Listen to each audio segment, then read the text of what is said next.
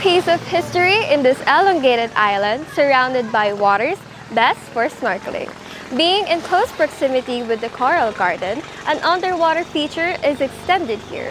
Magpainit sa baybay o magpalamig sa dagat. It's gonna be a wonderful day pag nasa Old Scout.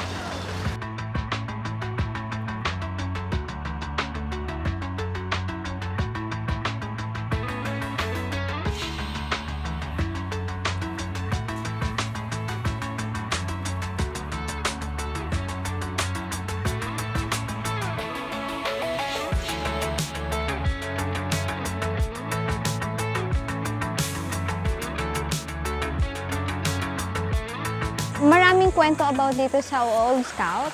Merong dalang kwento bakit pinangalang Old Scout or a Scout Island. So ang first na kwento is dahil yung mga Boy Scout dito po sila nagka-camp. And then the second one po is yung mga before, yung gera, World War II, yung mga Scout Ranger, dito po sila nagbabarak, so dito kakamp po sila dito. And then, makikita po doon sa may mga naka-engrave na mga names. And then according to locals, yan po yung mga names ng mga rangers o scout rangers na nag-camp dito.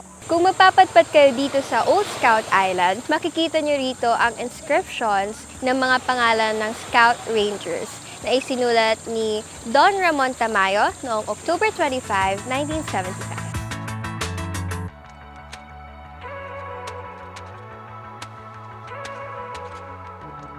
Its beauty has captured the hearts of the brave from decades ago, and now, even the ones building courage.